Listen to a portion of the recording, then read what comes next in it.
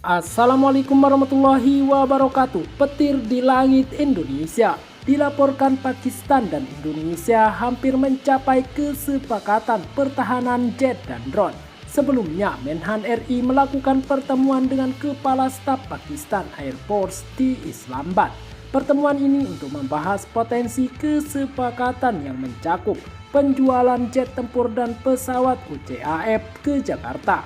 Menurut 3 pejabat keamanan yang mengetahui pertemuan tersebut pada hari Senin, salah satu sumber mengatakan pembicaraan tersebut seputar pada topik penjualan jet JF-17, pesawat tempur multiperan yang dikembangkan bersama oleh Pakistan dan Cina, serta drone yang dirancang untuk pengawasan dan menyerang target.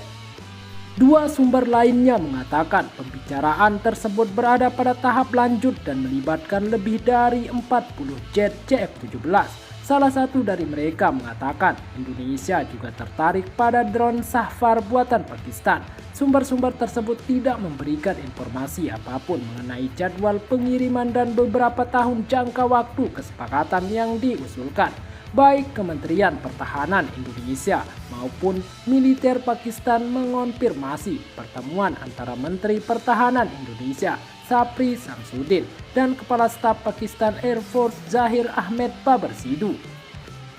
Dan seperti inilah komentar orang Malaysia dan negara-negara ASEAN lainnya menanggapi hal tersebut. Sumber dari mana itu? Kementerian Pertahanan Indonesia nggak pernah ada isu beli JF Thunder.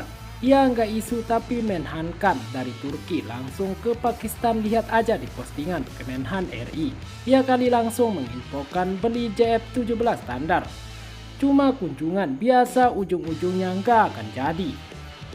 Aku bisa mencium bau defisit yang besar. Son, tengok dalam 3 tahun. Hari ini borong, besok melompong. Benar. Dah baca ekonomis Indonesia Center for Economic Research, dia sendiri pun tak percaya data pertumbuhan ekonomi Indonesia tahun 2024 dan sebelumnya yang lebih tinggi dari Vietnam, Thailand, dan Malaysia. Saya orang Indonesia, lucu baca komentar orang Malaysia. Malaysia tidak perlu mengkhawatirkan Indonesia, khawatirkan negaramu sendiri, haha. Shopping second depan nih, kapal second dari Itali, kapal baru merah putih guna sistem Turki, cuma perolehan tentara darat agak krik. Bila aircraft karir Garibaldi Dadil, bolehlah dikasih jet tempur di atasnya, siap OTW goyang ke Sarawak. Yang paling penting adalah pesawat AWACS. JF-17 40 buah, Rapali 66, KF-21 16, KAN 48, J-10 42, F-15 24, total 236 buah jet. Jumlah pembelian sangat besar, mesti negara-negara Eropa macam Jerman, Prancis, Italia mesti kagum sebab ada negara selain dorang mampu order jet pejuang dalam jumlah yang banyak mengatasi order dorang. Jadinya tak heran harga barang dan cukai kita sana tak terkawal dan kerap naik sampai rakyat merusuh. Ada perbelanjaan untuk bahagian lain seperti kesehatan, pembangunan, pendidikan, kebajikan dan lain-lain sangat rendah berbanding keperluan populasi. Tak masuk lagi heli 200, kapal, drone, roket, bla bla bla. Sekolah kami gratis, rumah sakit gratis. Lalu apa yang kami ragukan dari pemerintahan kami? Uang kami rupiah, bukan dolar. Dan kamu tak tahu apa-apa tentang sebuah pertahanan negara.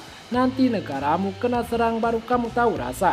Ingatlah, tentara adalah dinding pertahanan negaramu. Mereka harus bersenjata lengkap dan canggih biar tidurmu aman. Perang akan terjadi suatu saat nanti. Jika negara lemah, kedaulatannya akan diganggu. Belum masuk seperempat lagi tuh, gudang bondet sebesar pelabuhan gayanya, haha. Pakistan buka buku 555, Cina tak boleh buka sebab tak bagi utang. Powerlah shoot, macam-macam jet dibeli, kepala sakit logistik. GDP 1,5 triliun kalau belanja 1%, it's 15 bilion awesome Indo. Semua jenis jet dia nak cekau, pulus macam mana, kelak rakyat macam mana, cari rezeki pergi ke negara tetangga. Semputlah negara tetangga dengan kebanjiran TKI, parah Tuan Presiden. Memang masalah lah, sebab nanti pendatang haram makin banyak kat Malaysia. Pastu kerajaan kena naikkan dana untuk kawal sempadan macam tambah askar, senjata dan peluru untuk bunuh parti dari negara kau masuk secara haram. Kalau negara kau 1000 km dari Malaysia tak apa lagi. Ni berjiran masalahnya. Kalian yang butuh Indonesia. Selagi ada jawatan, sempat beli nanti dah tak ada jawatan tak boleh beli apa-apa. Negara yang tanggung pembelian bukan menteri. Yang penting haha. Rojak habis aset beli, rojakan sedang. Main update info LCS dah siap or masih sidai. Presiden dia bekas Jenderal TNI, sok le suping. Mapu kerah, masuk kedai mamak satu buku menu nak order semua. Yang nak makan 2 orang laki bini. Mamak tanya macam duit ada, kau mau bayar? Tak cukup pitih basuh pinggan beli. Kaki runding, haha, nak beli hutang J10C tak boleh. Cuba beli J10B, nak hutang juga pun tak boleh. Akhirnya pesawat yang dikutuk netizen dia nak tapau. Dia ingat boleh berhutang dengan Pakistan. Semua jenis jet dia nak cekau. Pulus macam mana, kelak rakyat macam mana. Cari rezeki pergi negara tetangga. Semputlah negara tetangga dengan kebanjiran TKI parah Tuan Presiden. Mengarut, orang Malaysia tak perlukan orang Hindun. Tiap tahun beratus ribu cubaan masuk secara haram ke Malaysia dari Indonesia. Kalau Malaysia perlukan orang Hindun, buat apa korang rame-rame cuba masuk sini secara haram?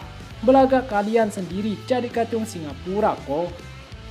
Jangan pandang remeh peralatan dan persenjataan buatan Cina seperti J35, Z20, Z21 dan banyak lagi yang mampu menguatkan ketentaraan negara lagi baik. Awaks, jangan lupa nah. Lagi best kalau yang buat deal adalah negara kita ni asik kiran saja borong.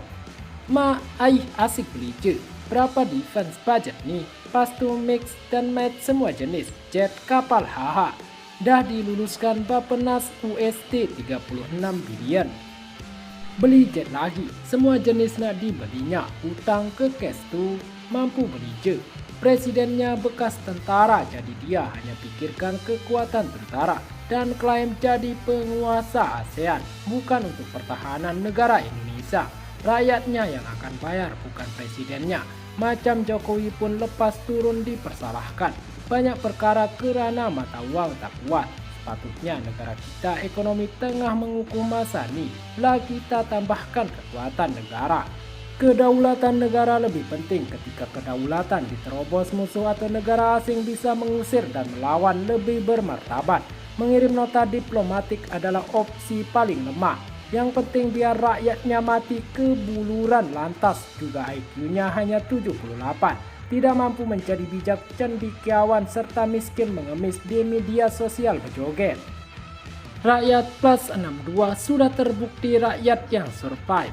Tidak manja minta kerjaan di dalam negeri. Mereka terlatih mencari dan ciptakan kerja di luar negeri.